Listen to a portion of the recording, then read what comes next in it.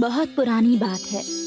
7 समुंदर पार एक खूबसूरत राज्य था, जहाँ के राजा और रानी अत्यंत दयालु थे। राजा और रानी के 7 बेटे थे। उनकी बहुत इच्छा थी कि उनके घर में एक लड़की का जन्म हो, लेकिन उनकी ये इच्छा पूरी नहीं हुई। एक रात जब राजा और रानी खाना खाने के बाद नदी के किनारे टहल रहे थे, तो उन्हें नदी में एक टोकरी आती दिखाई दी। राजा ने तुरंत सेवक को नदी में भेजकर उस टोकरी को अपने पास मंगवाई। पूरे राज्य में उत्सव का ऐलान कर दिया।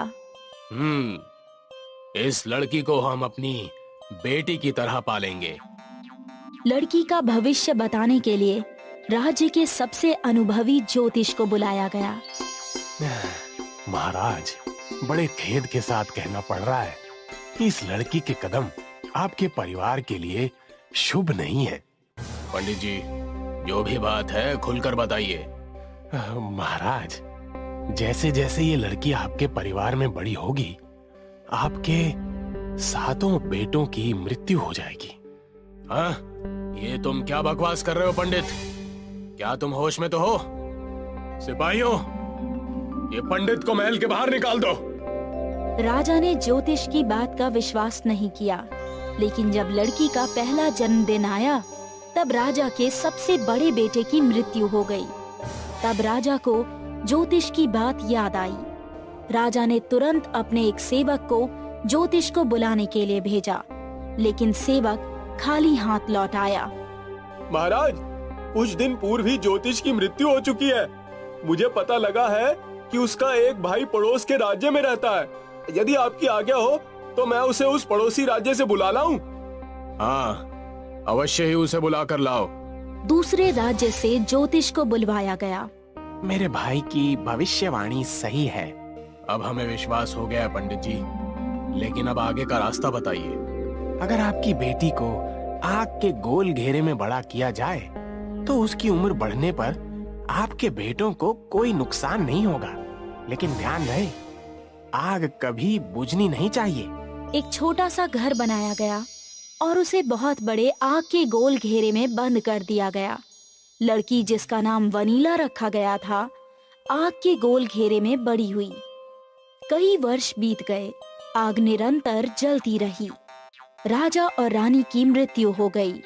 6 भाइयों में से सबसे बड़े भाई ने राजगद्दी संभाली।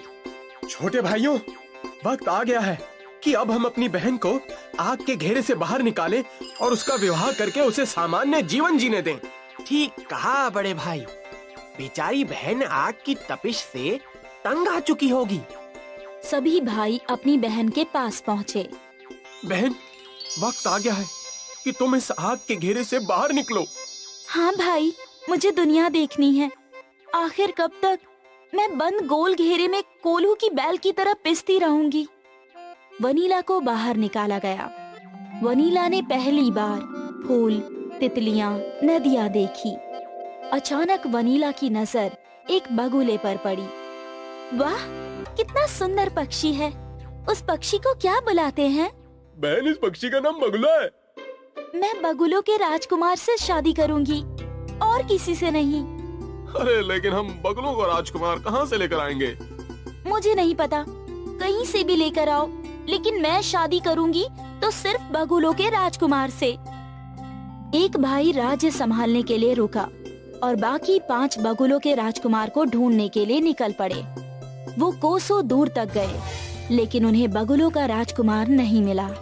अरे भैया, खाने पीने का सामान खत्म हो चुका है। यदि जल्दी हम घर नहीं लौटे तो हम सब रास्ते में ही मर जाएंगे। अरे नहीं नहीं, हम बगुलों का राजकुमार ढूंढे बिना नहीं लौट सकते, क्योंकि अगर हम खाली हाथ लौटे तो हमारी बहन को बहुत निराशा होगी। 5 भाइयों ने खोज जारी रखी। जंगल में उन्हें एक बूढ़ा सन्यासी मिला। क्या आप बता सकते हैं कि बगुलों का राजकुमार कहाँ मिलेगा? अरे बेटा, यहाँ से दक्षिण दिशा में 50 कोस जाओ, वहाँ बगुलों का राज्य है। 5 भाई दक्षिण में 50 कोस चले।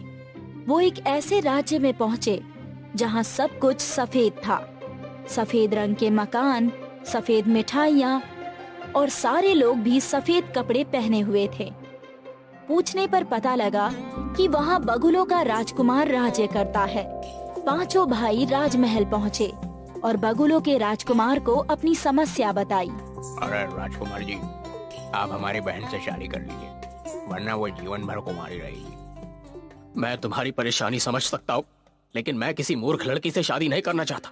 बगुला एक बुद्धिमान और चालाक पक्षी होता है और मैं बगुलों का राजकुमार हूँ, इसलिए तुम्हारी बहन को साबित करना होगा कि वो बुद्धिमान है, तभी मेरा और उसका विवाह संभव होगा।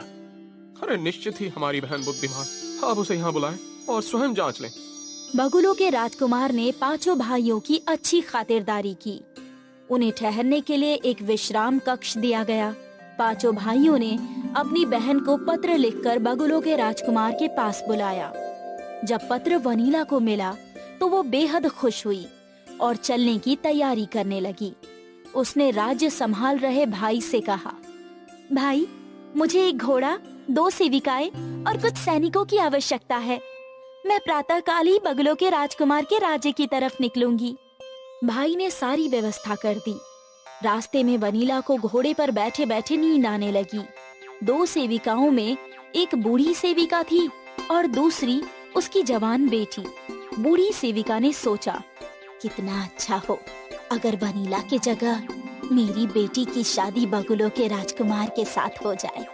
उसने सैनिकों को लालच दिया, सुनो भाइयों, तुम ये जानते ही होगे कि मैं महल की प्रधान सेविका हूँ और मेरी खजांची से जान पहचान भी है।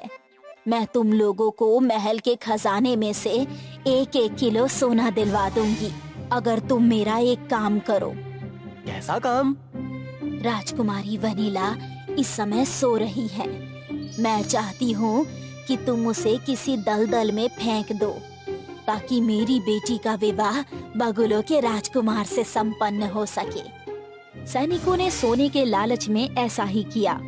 उन्होंने जंगल में पड़ने वाली एक दलदल में वनीला को फेंक दिया। वनीला हाथ पैर छटपटाती रही और सेविकाएं और सैनिक जल्दी जल्दी में वहां से खिसक लिए। सेविका की बेटी, जो कि एक लालची और मूर्ख लड़की थी, बगुलों के राजकुमार के पास पहुंच गई। मैं 7 भाइयों की बहन हूँ और आपसे विवाह करना चाहती हूँ। ठीक है, लेकिन पहले कुछ पहेलियां पूछकर ये जांच लूं कि तुम कितनी बुद्धिमान हो। पहली पहेली सुनो। वो कौन सी 3 शाखाएं हैं जिन्हें जोड़ा या गुणा करो परिणाम एक ही प्राप्त होता है? सेविका की बेटी का मुंह बंद रह गया। तुम्हारे भाई तो तुम्हारी बुद्धिमानी की बहुत तारीफ कर रहे थे। उन्होंने मुझसे झूठ बोला। तुम इतनी सरल पहेली का जवाब भी नहीं दे पाई। सैनिकों, उन 5 भाइयों को बुलाओ। 5 भाइयों को बगुलों के राजकुमार के सामने लाया गया। तुम लोगों ने मुझसे झूठ बोला कि तुम्हारी बहन बुद्धिमान है। ये तो साधारण गणित भी नहीं जानती। अरे राजकुमार जी, आपको कोई गलतफहमी हो रही है। ये लड़की हमारी बहन नहीं है। हे भगवान, फिर से झूठ। सैनिकों, इन 5 को कारागृह में डाल दो और कुछ दिनों बाद इन्हें मृत्यु दंड दिया जाएगा। रुक जाइए बगुलों के राजकुमार, इन 5 भाइयों की असली बहन मैं हूँ। पहेली का जवाब देकर साबित करो। वो कौन सी 3 शाखाएं हैं जिनको जोड़ा या गुणा करो परिणाम एक ही प्राप्त होता है? 1, 2 और 3। अरे अरे भाई, बहुत खूब, बहुत खूब। लेकिन मेरी एक बात समझ नहीं आ रही। अगर तुम इन भाइयों की बहन हो तो ये लड़की कौन है? ये मेरी सेविका की बेटी है। रास्ते में इन माँ बेटी ने मिलकर मुझे दलदल में फिकवा दिया।